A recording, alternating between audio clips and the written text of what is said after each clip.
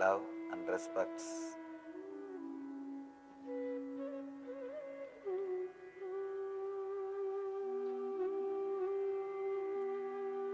Today's subject is find your center deep within.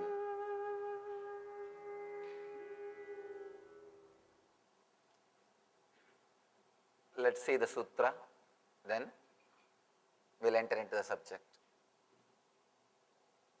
Kumbhitare chitavapi puritava yada bhavet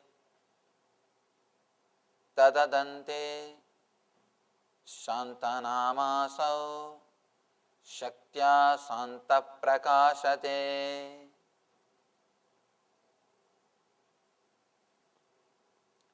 Kumbhitare chitavapi puritava yata bhavet tadante shantanamasav shaktya shanta prakashate. When breath is all out and stopped of itself, or all in and stopped, in such universal pause, one small self vanishes. Still we are working on breath. First 9 techniques, Shiva speaks only on breath. You will be shocked. Just on breath, 9 meditation techniques. Because he is taking us to deeper and deeper levels. He is trying to give us deep experience of our own being. Breathing is the thing which is continuously happening in you, in spite of you. Whether you want or not, be very clear, you are not breathing because of you. In spite of you, you are breathing. In spite of you, it's happening.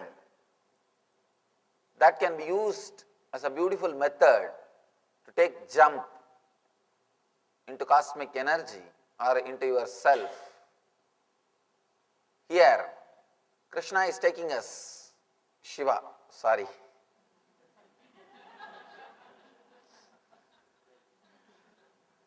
Anyhow, I can justify.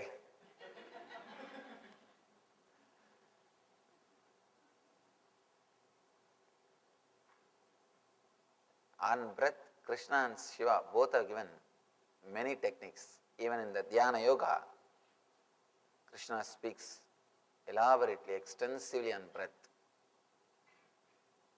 Shiva is taking us step by step, deeply.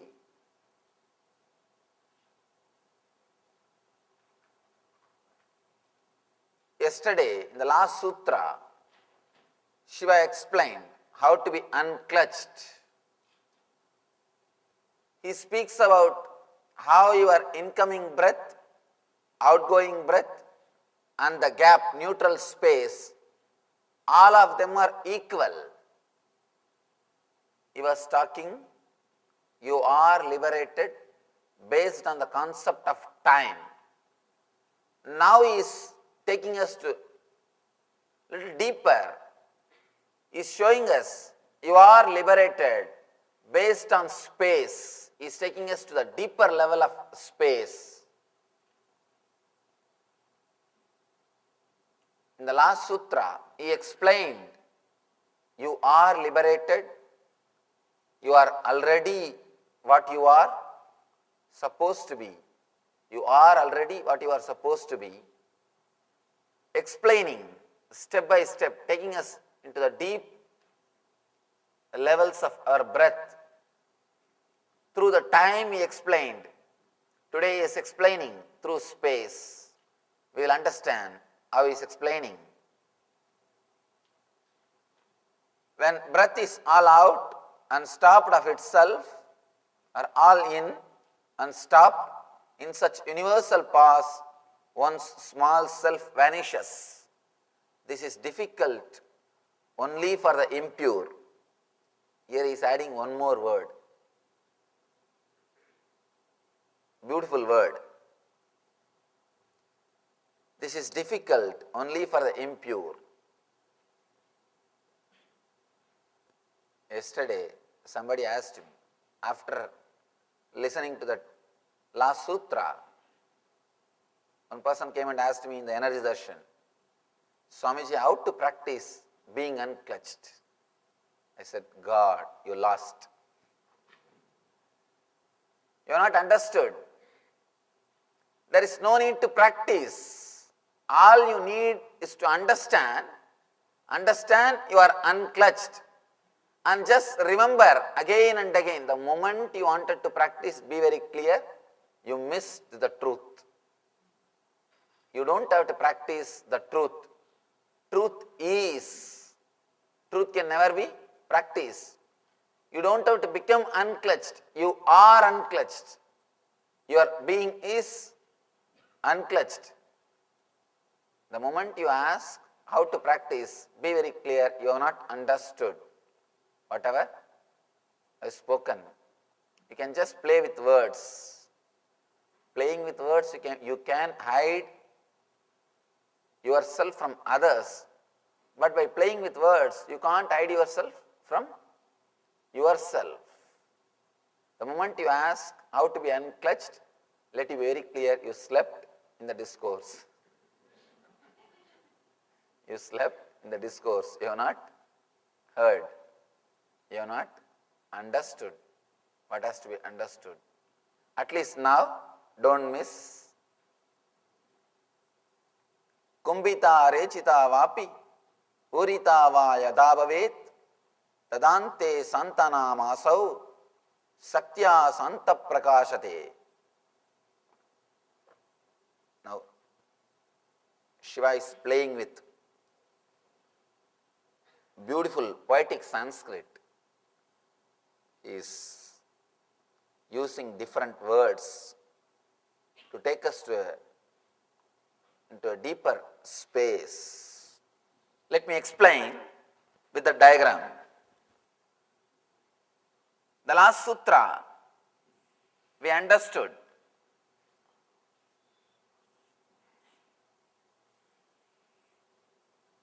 Incoming breath,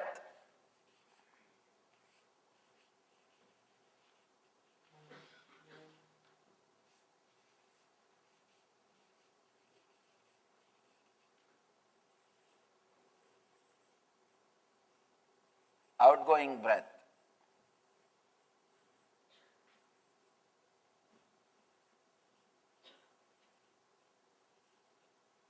And this neutral space.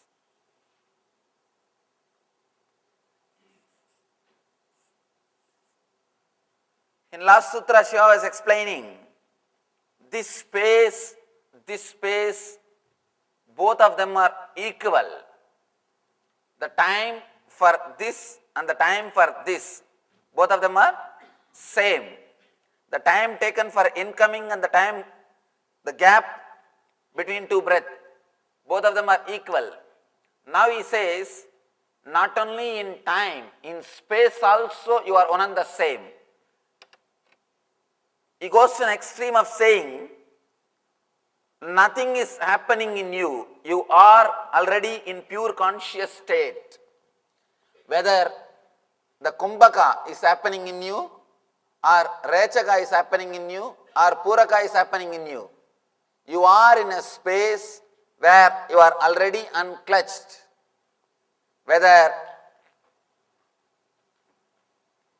you remember it or not, you are already in that state. Let me explain how Shiva is coming to this understanding, or Shiva is going to give us this understanding. How he comes to this conclusion, step by step, beautifully, and how he is going to transmit that understanding to us. People who have not attended last sutra should forgive me. I think you will find a lot of things new. But nothing can be done because it is an extension of last sutra. Next two sutras are also extensions. He is just taking us into a deeper and deeper layers, deeper and deeper levels.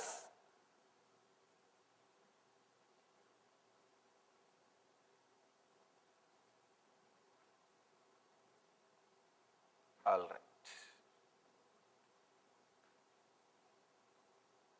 When breath is all out, unstopped itself, or all in, unstopped, in such universal pause, one's small self vanishes. In the last sutra he said, when the incoming breath taking turn as an outgoing breath, your mind disappears. Your mind doesn't exist. Now he says the universe doesn't exist. Universal pause.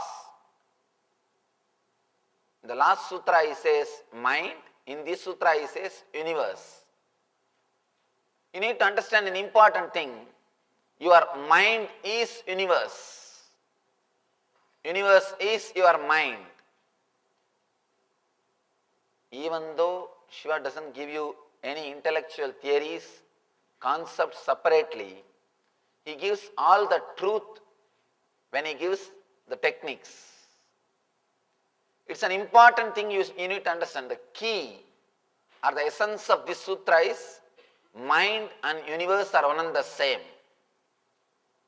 What you think as mind and what is universe, what you perceive as universe, both are one and the same. Please understand. Sometime, because of your pain or suffering, you may say, how can this universe be directly connected to my mind, Swamiji? That is independent and my mind is separate. Whether you understand or not, truth is truth. A small story. One rabbi, after his retirement from the service, he went to hotel, want to fulfill his lifelong fantasy of eating pork.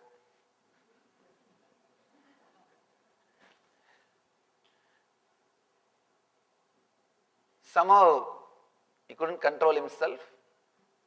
He went to the hotel, chose a corner, he sat in a corner, ordered for pork.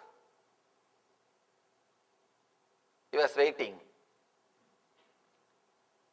and fighting with his conscience. Not only was waiting and fighting with his conscience. As things will happen, one family from his congregation entered the hotel. According to Jews, nobody should eat alone. So naturally they straight came to the rabbi's table and sat in his table to share the food. In 5 minutes, waiter brought the big plate, opened the lid to reveal the roast suckling pig with a big full apple, baked apple in the mouth. They were shocked. And Rabbi also showed as if he shocked, and he started shouting, see, this place, you just order for a baked apple and what you get. You just order for a baked apple and what you get. You may use these words to escape from others, but you can't escape from yourself. And after it comes, you may think you are not ordered, or you may act you are not ordered, but nothing is served to you unless you order. Your mind and the universe both are directly connected. What you enjoy, what you get from this universe is nothing but your mind. Shiva says in the last sutra, he says your mind stops. Now he says the universe stops. Your mind and the universe.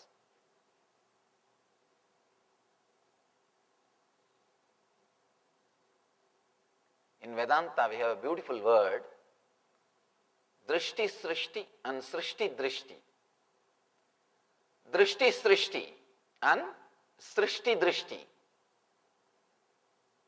Srishti drishti means what is you see. That's what we all believe. We are seeing what is. But drishti srishti means you create what you want to see.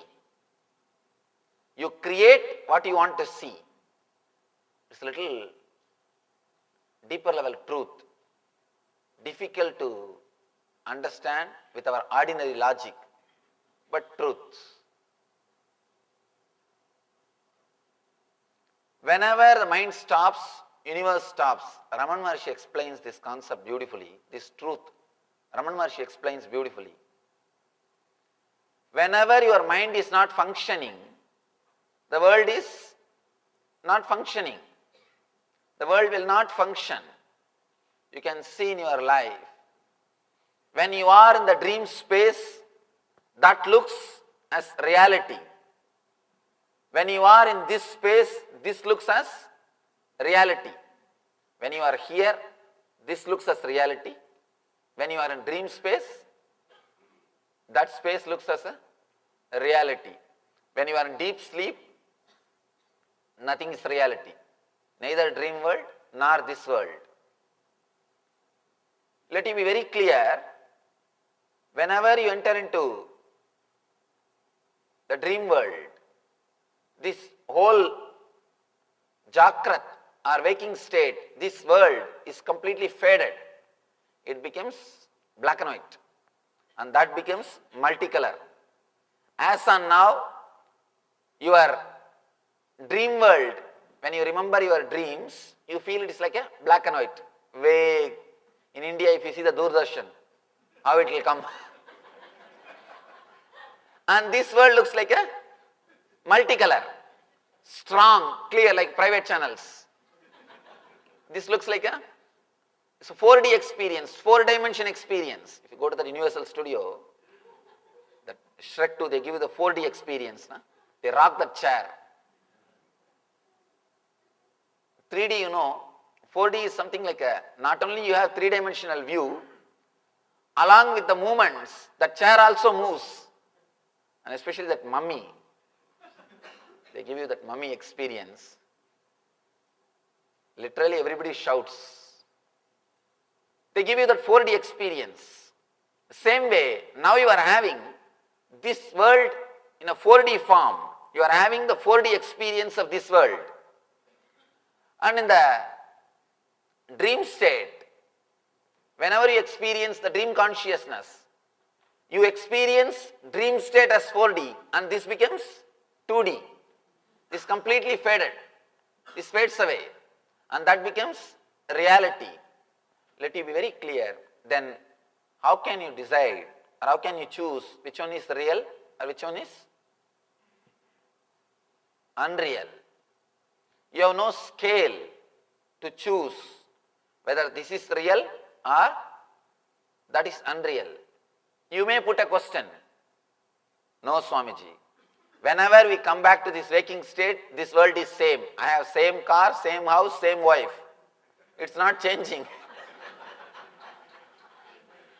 But in the dream state, whenever I enter into the dream state, I have different car, different house and different wife, you see. Different wife. And dream state things are different. How can you say this and that are one and the same? You may ask.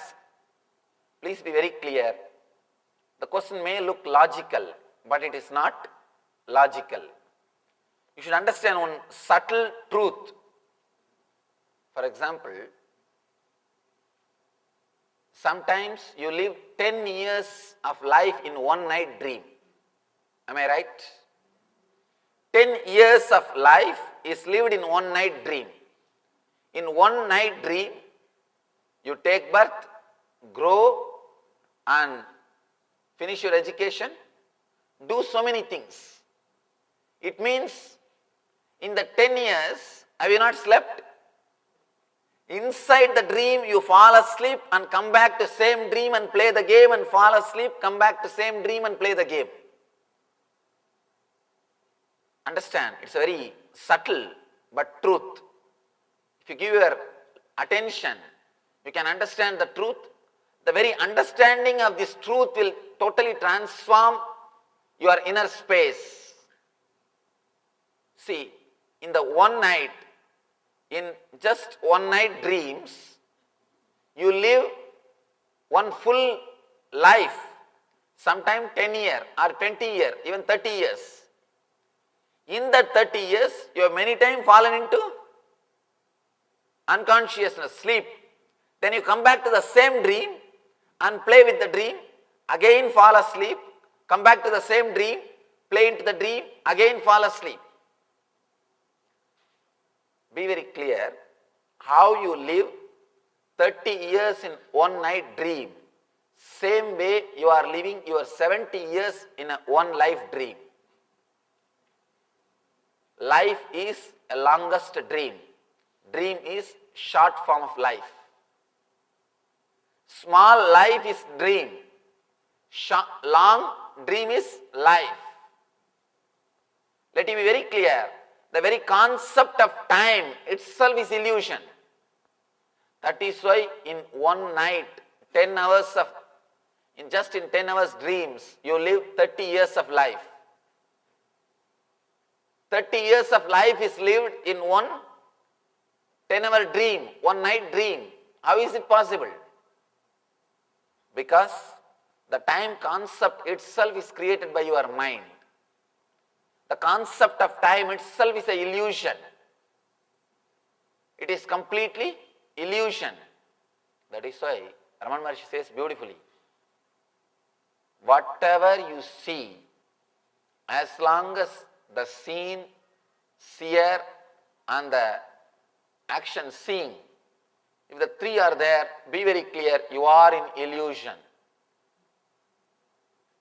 Somebody asked me, Swamiji, if that is the case, how is seeing an enlightened master in dream state is going to help us? Because I am also one more dream for you now. And be very clear, really we can't be sure that you are sitting in temple and listening to the discourse. It can be dream. Suddenly you may wake up and understand you are lying in your bed and dreaming that you are sitting in a temple and listening to the discourse. You may think, no, I can pinch myself. You can pinch yourself in dream also. In dream also you can pinch yourself. Let it be very clear, there is no scale to measure whether you are in awareness or dream state. You can do whatever you are doing now, whatever you can do now, you can do everything in dream also. In dream also you can be sure that you are not dreaming. The big problem is the moment you suspect whether it is dream or reality, you will come out of the dream. You can always see.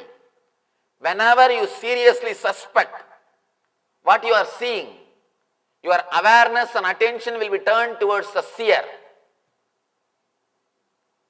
Now, as long as you don't suspect the reality of what you are seeing, your awareness will never be turned towards the seer. The moment you suspect the truth or the reality of the scene, the moment you suspect, immediately your awareness will be turned towards the seer. You will be awakened. All these techniques again and again turn your awareness into the seer. You are constantly now attracted by the scene. So much of colorful dance, so much is going on. In the outer world, you don't have awareness or attention to turn towards the seer. All these techniques, Shiva is trying to turn yourself towards the seer, to give you the glimpse of the seer. The moment you suspect the scene, the moment you suspect the scene, it is not as you think, the scene is not as you understand, immediately your awareness turns towards the seer. The moment you turn towards the seer, you are awakened. What happens in the dream state? Same thing. Whenever you come out of the dream state, be little aware what is happening in that space. First thing, either you will have too much of greed or fear. If you have greed or fear beyond a limit, both will awaken you out of dream. Sometimes nightmare, sometimes too beautiful dream. Nightmare and too beautiful dream, both will bring you out of dream. Both will kick you out of dream space. First thing, you will start suspecting whether it is dream or reality. Next moment, the whole attention will turn towards your inner space, then you will be awakened. Same thing will happen in this space also if you want to get awakened. First thing, you need to see, you need to understand. By understanding, you will naturally have the doubt whether what I am seeing is truth or unreality. It is a truth or false. You will start suspecting what you are seeing. The moment seriously you start suspecting what you are seeing, your whole awareness and attention will turn towards the seer. Seer will be automatically awakened. As long as you are engaged with the second person and third person, the first person will never be awakened. Your interest towards the second person and third person is lost. Immediately, your attention will turn towards the first person. You will be awakened to the truth. You will wake up from this big dream. I was telling you about the beautiful question. Somebody went and asked Ramana Maharshi also the same question. If everything is dream, seeing you in this dream, how is it going to help me? Ramana Maharshi says, when you see a lion in your dream, what happens? You wake up. That fear, or even if you see a beautiful actress, you will wake up. The greed.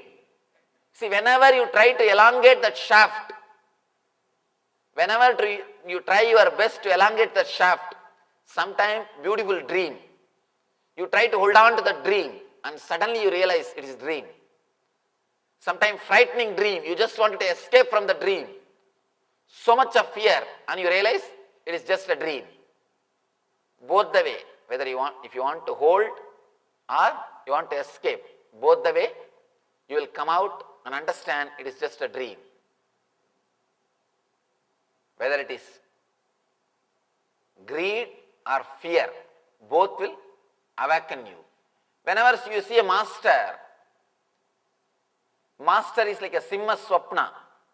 It's like seeing a lion in the dream. When you see the lion in the dream, naturally, out of that shock, you will be awakened. You will be out of the dream.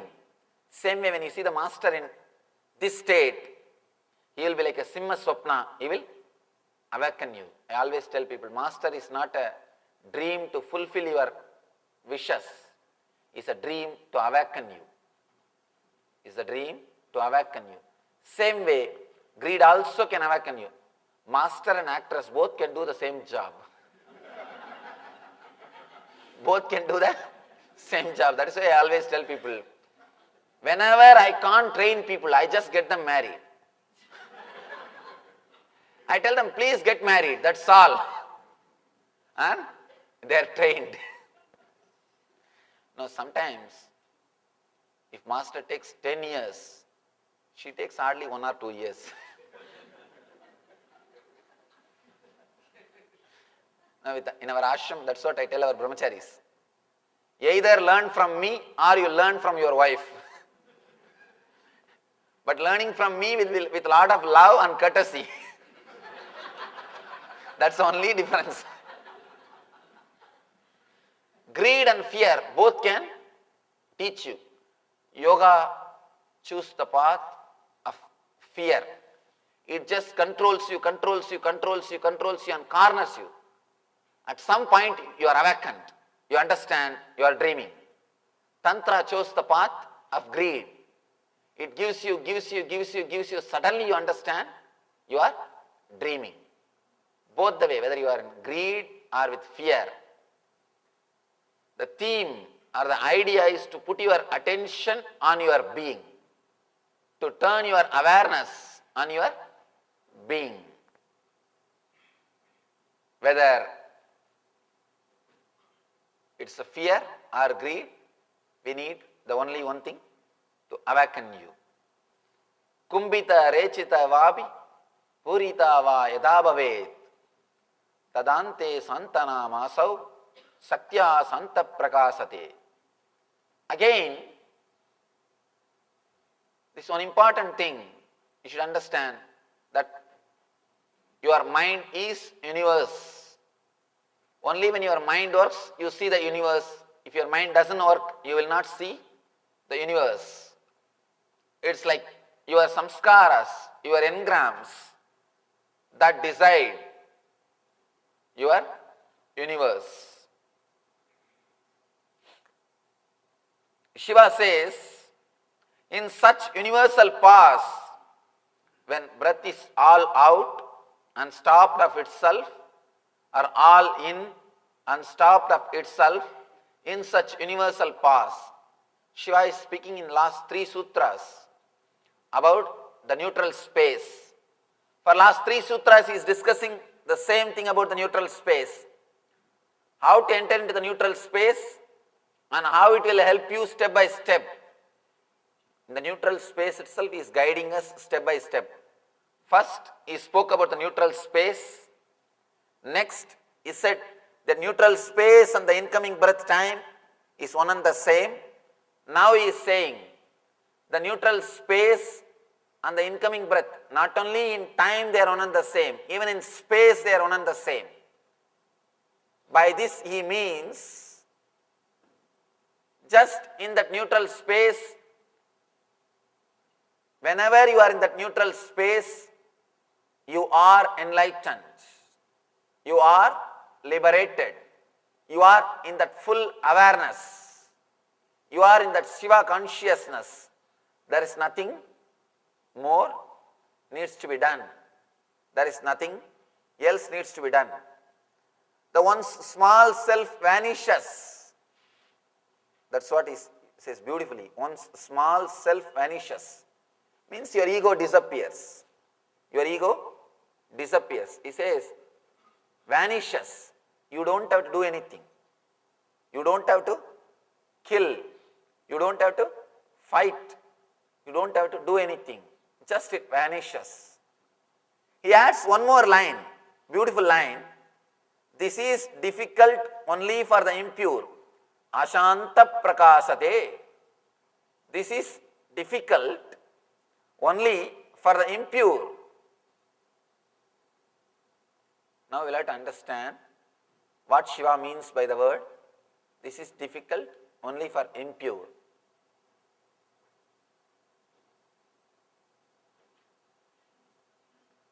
What he means by the word impurity? This is difficult only for the people who think it is difficult.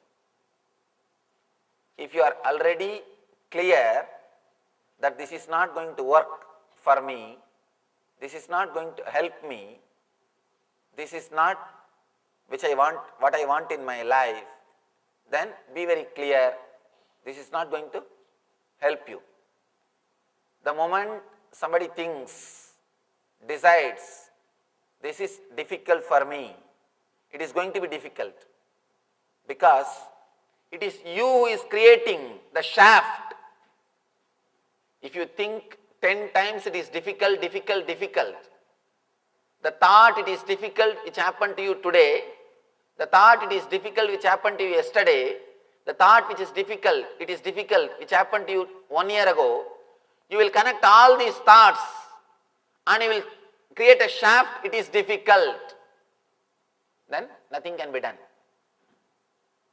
If you have the thought, it is easy. It is easy.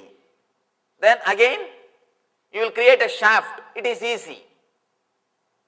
If you create a shaft, it is easy. It is going to be easy for you.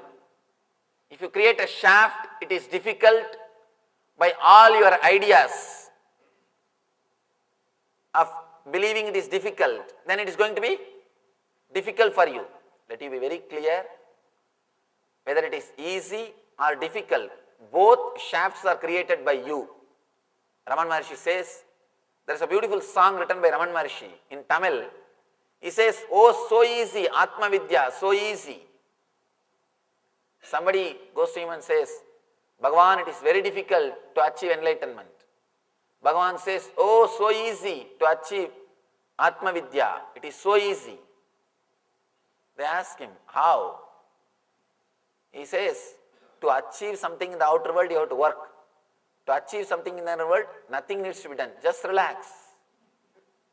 He goes on explaining. Anyhow, one thing, your mind says it is easy. Masters say it is, your mind says it is difficult. Masters say it is easy. According to me, it is neither easy nor difficult because already it is there. You don't even have to think it is difficult. You don't even have to think it is easy because it is already there. Nothing needs to be done. Nothing needs to be achieved. If you have to achieve only, you will have to say whether it is easy or difficult. Here, you are not going to achieve anything. It is just the existence. It is just the truth. It is there already. All you need to do is just remember, you are unclutched. You are already unclutched. As I was telling you yesterday, even your thinking is nothing but connecting all the thoughts and thinking that you are thinking. Actually, your thinking is not a big problem for you. You are thinking that you are thinking is the real problem for you. See, your thinking is not a big problem for you. It just comes and goes. But when you start thinking, oh, I am constantly thinking, I am not able to stop thinking, that is where you start creating problem. When you start creating some shaft, see, all your problems, when I say all, capital letter A-L-L, all your problems are just because you create shaft. You create a shaft which does not exist.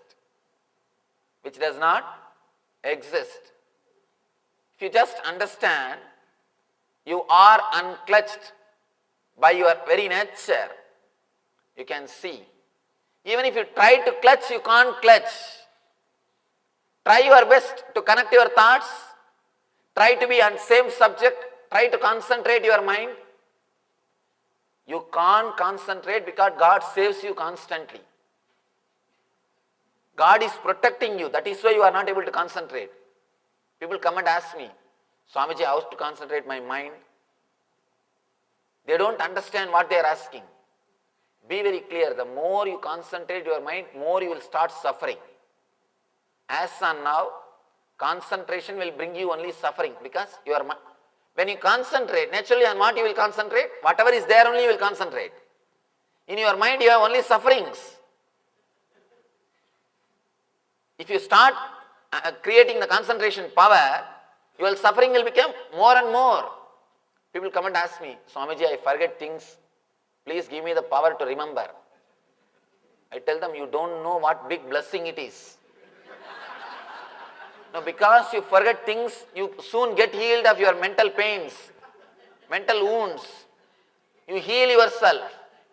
If you can't forget things, be very clear. You will be constantly suffering. Because all you know is only one thing, suffering. You do not know how to be in bliss. You do not know how to be in joy. You do not know how to connect the gaps and create the shaft of gap. All you know is how to connect thoughts and create the shafts of thought. Any thought will create only suffering for you. As on now, you not having concentration is a big blessing for you. According to Tantra, one of the great work of Shiva is Trodana. They say Trodana means making you forget things or making you move away from the past. If you start trying to have more concentration power, be very clear, you will bring more and more misery and suffering for you. That is why the people who try to do this hypnotism, mesmerism, these yogic practices to concentrate their mind, you can see always they will be in tension. They will always be in tension. Attention means you are at tension. At tension means attention. When you start giving your attention, be very clear, you are at tension. Always they will be serious. You can see constantly they will have a headache. No, really, they will have a headache. Because constantly they are trying to think on one subject.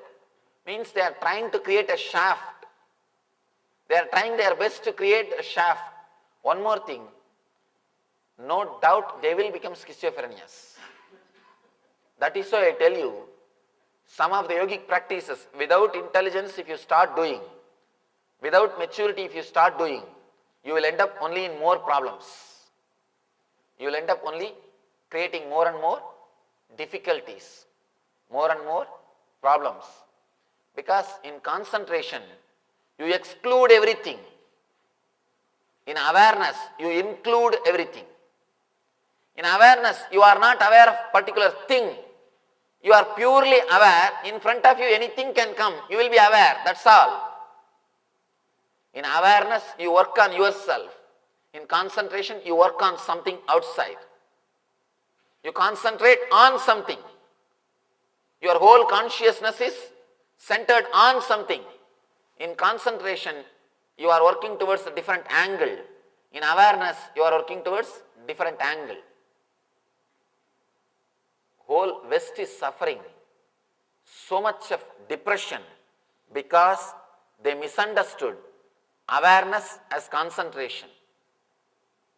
They started thinking concentration is going to help. No. Concentration is no way going to help you. Concentration will bring you more and more suffering. You will create more and more shaft. You will create too many shafts and you will start fighting with those shafts. All concentration is excluding something.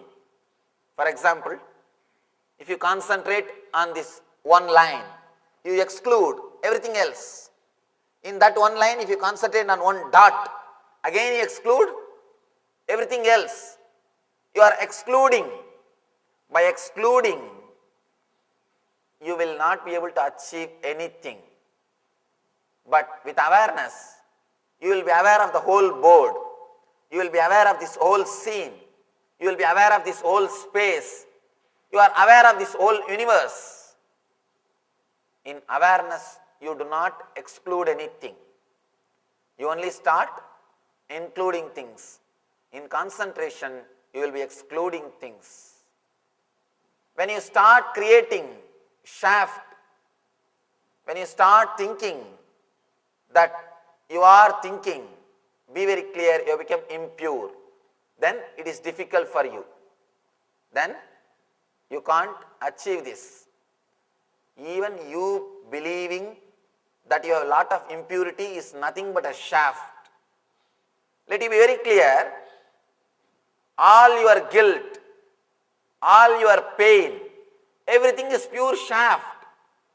The mistake which you did 10 years ago, the mistake which you did 7 years ago, the mistake which you did 3 years ago, they are independent, unconnected incidents. But when you connect them and start thinking, naturally you will start creating guilt. Let you be very clear, you cannot be helped by creating guilt. Is there any single person who says, no, I changed myself, Swamiji, by creating guilt? Never. Be very clear. You might have stopped expressing that attitude. You might have stopped doing that act, but never think you are liberated from it. Never think you are liberated from it.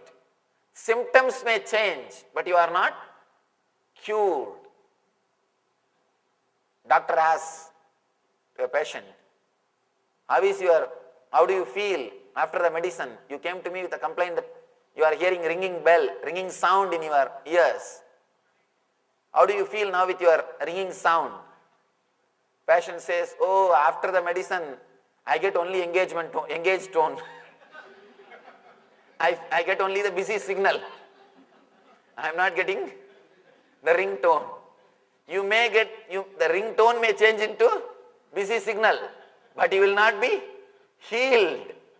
Let you be very clear, by creating guilt, you may just change the symptom, but not the healing itself will happen. Changing symptom is not liberation. Changing symptoms is not going to help you. Let you be clear about what you are supposed to do. Inner space needs to be completely awakened. You need to bring your awareness to your inner space. You need to be completely aware of your inner space, whatever is happening in it. Let it be clear, even your thoughts, this is difficult or you are impure, is nothing but shaft. One more thing, even if you practice some purity or some discipline for 10-20 years, you will not feel you achieved it. At least I have not seen anybody who has got the confidence that they have become pure. I have seen hundreds and thousands of swamis, hundreds and thousands of spiritual seekers, and hundreds and thousands of yogis and sadhakas. Nobody feels in their inner space that they have become pure. They can't feel because constantly they will be creating the shaft of what they have done. What they have done. Let it be very clear, your inner space, inner thoughts are no way logically connected to the outer world. That's an important thing. Just now I said, you see the universe as you want. Now I give you another one statement. Let you understand these two statements which appears contradictory, but Shiva is answering. How they are not contradictory. They are complementing each other. First I told you, you create the world which you want to see. Now I am telling you, your inner space is no way connected to the outer world. When I made that first statement, I meant you project this world and see. That's the truth. When I make this second statement, your inner consciousness is not disturbed or affected by the outer world as you think. You think if something goes wrong in the outer world, you will feel the suffering. You will have the suffering. Or something happens in the outer world, nice thing, you will have that joy. But it doesn't happen always logically. Sometimes even if you have something nice outer world, you don't feel the excitement, joy in the inner world. Sometimes strange you can feel when something seriously wrong, when something goes wrong. Suddenly you see a confidence, you stand up and you show your strength. Mentally you may be thinking, oh, if that happens, I will be completely collapsed. I cannot do anything. But when it happens, suddenly you will see you are able to handle it. You are able to manage it. You are able to live through it. Be very clear. Two things you need to understand. Your thoughts or your response is no way connected to the happenings of the outer world. Second thing, your thoughts itself, they are not directly, logically connected with each other. Your response to the outer world and your response to the inner world, both are illogical, independent and unclutched. Your thoughts towards the outer world, towards the inner world, your own self, both are not logical or connected as you think. You are made to believe you have a logical identity. It is only a belief. Your logic, as long as you believe your logical identity, let you be very clear, you will be constantly bringing more and more and more suffering. You will not have the spontaneity. I have always seen people who are not logical, who are not educated, they will be more spontaneous. I have seen they will be so alive and spontaneous. Whenever I utter the word spontaneity, I remember a beautiful story, beautiful incident which happened in my young age. Maybe I think I told this incident in some other lecture, but I'll tell this once more, at least for the newcomers. In my young age, in our village, they used to recite the Mahabharata. Mahabharata is the history of India. It is the history of India.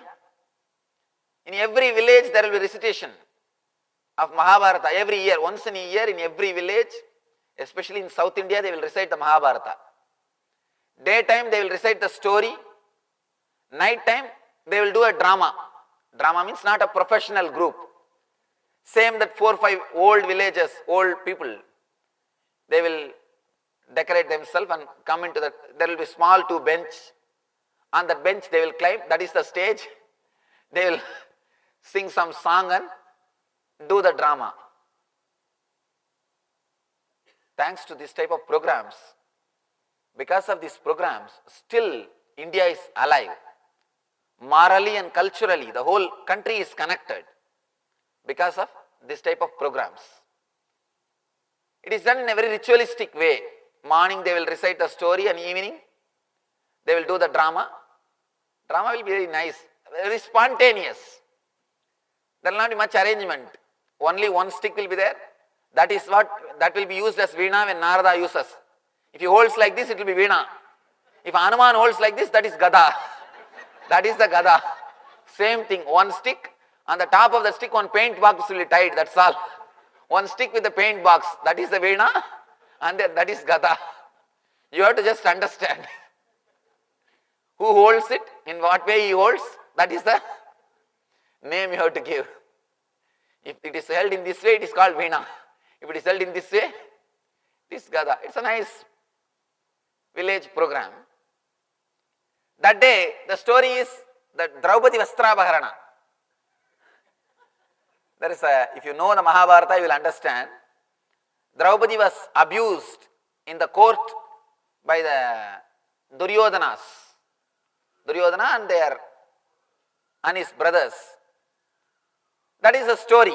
According to the story, the Draupadi, of course, male only will decorate themselves as female. No female are allowed to act in the dramas. Only male have to act the female role also. The Draupadi is supposed to wear 7 saris. She will come with the 7th sari. And the person who is supposed to remove the clothes, he will be pulling the sari. He will, after the 6th sari, he will say, "Oh, I am tired," and he will fall. That is the story. And Krishna will appear. By the time the 6th sari has come, the Draupadi has to shout Krishna, Krishna. Till then she will be shouting different names, Gopala, Govinda, Madhusudana, Madhava. When it comes to the 6th sari, she will shout Krishna. Then Krishna will appear behind the stage. Behind the stage he will jump into the stage. And there will be a small screen. Behind the stage the Krishna will be standing. He will jump into the stage and come. "Oh Draupadi, I have come to protect you. I have come to save you." By the time Krishna comes, the Duryodhana has to say, "Oh, I am tired. Oh, I am tired, and he has to fall. This is the story. This is the story supposed to happen. And Draupadi came, as usual, with the 7 saris, and this Duryodhana started pulling. One small mistake, this Duryodhana forgot the count. He forgot the count. He suddenly forgot which sari he is pulling. Whether it is 6 or 5 or 7. Because he forgot the count, he started pulling the 7th sari also. Now it is dangerous. Only 6 he is supposed to pull, and by 6, according to the story, the 6th sari when he pulls, the Draupadi has to shout Krishna, and Krishna will jump into the stage, and Duryodhana will fall. Because this guy forgot the number, he started pulling the 7th sari also. And Draupadi got so disturbed, she straight away started kicking Duryodhana. Hey, leave me, hey, leave me. Instead of shouting Krishna, she started kicking Duryodhana. And we all thought, what is going on with the story? Draupadi is not supposed to fight with Duryodhana. She is not supposed to fight, she is supposed to shout Krishna, Krishna. She lost all the temper and started kicking, hey, leave me, hey, leave me. And this guy, he did not understand what Draupadi means. And he thought she is really acting. And he is again pulling. And he, without leaving, he is just pulling the sari. And somehow they both started fighting with each other. And in that fight, anyhow, finally, nothing could be done. The Duryodhana pulled the 7th sari. And this Draupadi is standing on the stage, above all female makeup, below with a trouser. With the trouser he is standing. The face is full of turmeric and flower. Above the hip, complete female decoration, with all the jacket and female dress. And below he is standing with the trouser. And the Krishna is behind the screen, he is just smoking bidi. And he is thinking, what is happening? Still I am not called. And he is enjoying his bidi. And he is just peeping through the screen. Still I am not being called. What happened? Because she has to shout Krishna, only then he will come. Till the 6th sari, Draupadi has to say, Madhava, Madhusudana, Govinda, Gopala. Only on the 6th sari she will shout Krishna. Then Krishna will appear. And he is standing with the bidi and waiting. This guy is so spontaneous. He said, Krishna, because you are busy with your bidi, you converted me into male and saved my prestige. The whole scene took a different turn. See, actually, this spontaneity can happen only if you are not intellectual. If you are intellectual, you can't be spontaneous. What you will be doing? At the most, you will be taking one more sari and hiding. But what can be done? Already everything is open. Already things are open now. Nothing can be done. Of course, this spontaneity will be alive and active in you when you are not programmed intellectually. When you know you are unclutched. Even once you experience you are unclutched, this spontaneity will be so alive and active in you, no cloud can cover your inner space. You cannot be disturbed, you cannot be depressed, you will not be perturbed by your vasanas. That is what the Zen, in Zen there is a beautiful saying, birds don't leave footprint on the air, in the sky. Birds don't leave their footprints on the sky. If you work with the clarity or the remembrance of you are unclutched, your activities will not leave their footprints, samskaras in your inner space. No activity will leave the samskara or the engram in your inner space. nothing will touch your inner space. There's a beautiful story of Janaka Maharaja. Janaka is a great enlightened master who was king and enlightened master, both. Sugabrahma is another one enlightened master, the first Paramahamsa on the planet Earth. Sugabrahma was sent to Janaka Maharshi by Vyasa. Vyasa is the father of Sugabrahma. Vyasa says, go to Janaka and learn the ultimate truth from Janaka. The Sugabrahma goes to Janaka's court. That time Sugabrahma was not enlightened. He goes to Janaka's court and he sees Janaka is just sitting in the throne and enjoying. Sugabrahma never thought Janaka is a king, and he never thought that he will be sitting in throne. When my father said, go and learn from Janaka, I thought he is a great rishi. Even if he is in the court, I thought he is a Raja Guru. But now I understand he is Raja himself. What will I learn from kings? And in those days, kings are not respected in Indian tradition. Only the spiritual people are respected. They command the whole respect. Somehow, these rishis have created such a wonderful system that Vedic lifestyle, the person who doesn't own anything, who doesn't have anything, he is respected more than a king. Neither Vaishya, who has got money, nor Kshatriya, who has got power, is respected. Only Brahmana, who has got the intelligence, spiritual wisdom, he is respected. Only the rishis are respected. He thought, what will I learn from this king? After all, he is a king. He won't have anything to teach.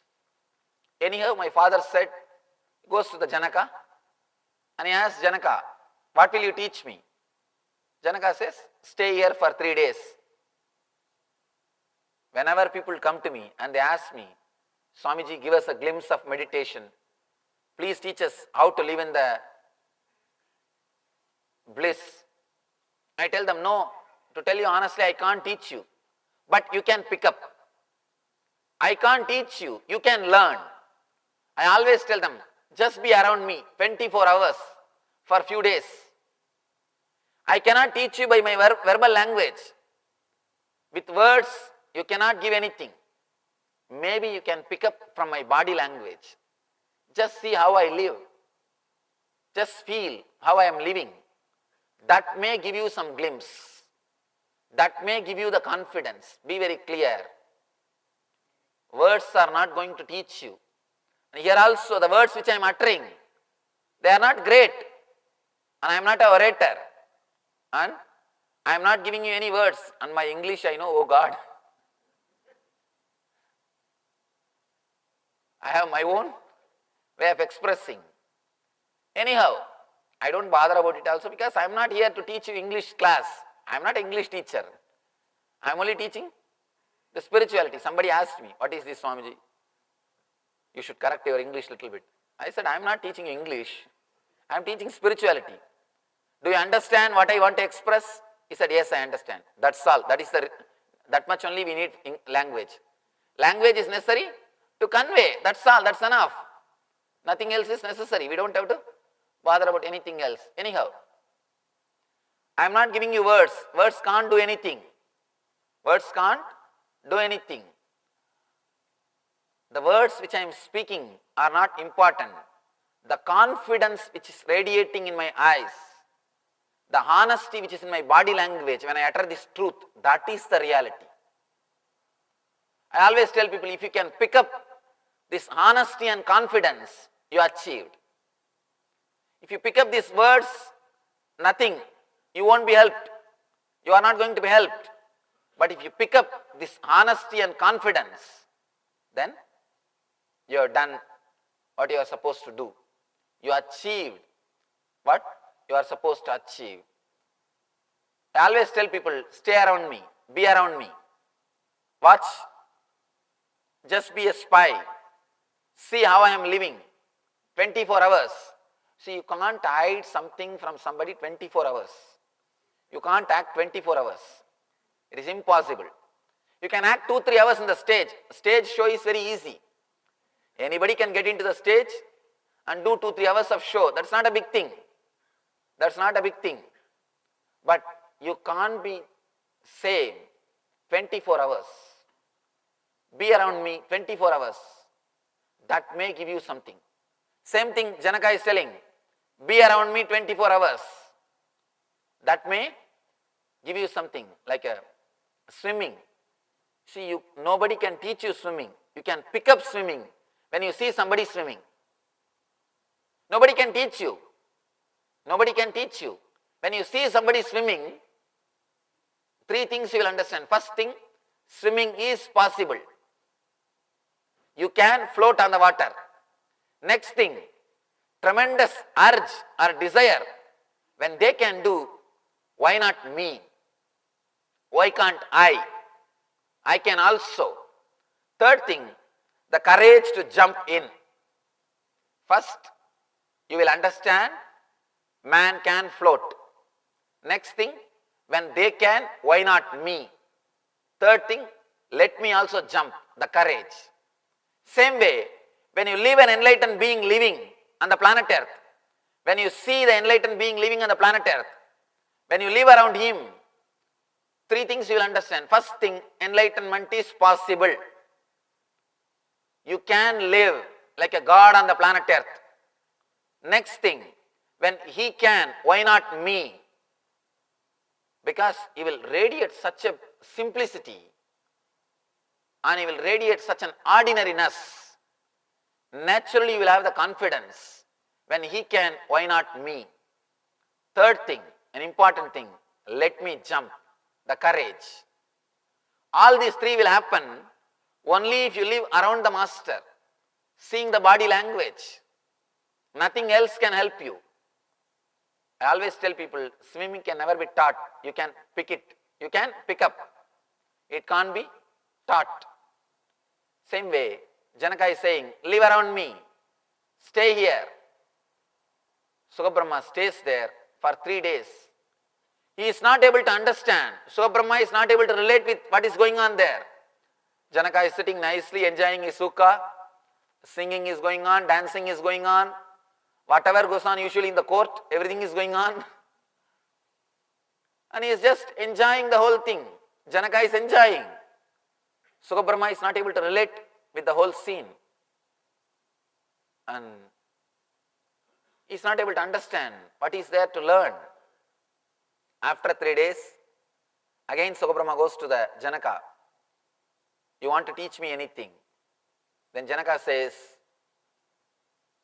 see how I am living and try to learn. Sukabrahma said, I am not able to learn anything. I don't understand anything. I am seeing only one thing, you are living happily with the whole kingdom. I don't think I can learn anything from this. Then Janaka gives a pot filled with oil. And he says, please carry this pot and go around this palace 7 times. Even a drop oil should not spill out. That's the condition. Sukabrahma goes round, comes back successfully. Janaka asks him, you went round 7 times this palace.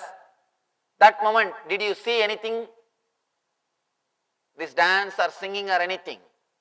Suddenly Sukabrahma realized, not only he was not aware, he did not even remember all these things. All these things are going on. Everything was in front of his eyes. It is not that he was away. He was not in the forest. He was not in the Gurukula. He was in the palace. But nothing has created any engram or samskara in his inner space.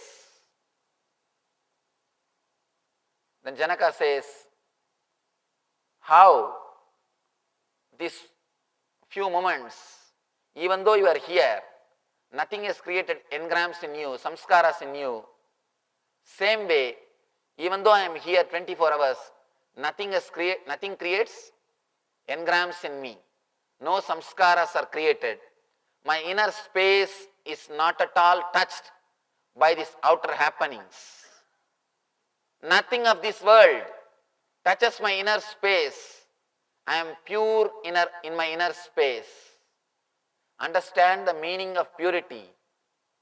Purity does not mean you will be sitting in Himalayas, somewhere, escaped, hiding yourself, not ready to face the world. No. Purity does not mean you will escape somewhere. Purity means you will have such a beautiful inner space. The outer world things will not be able to penetrate you. Outer world things will not be able to fill you.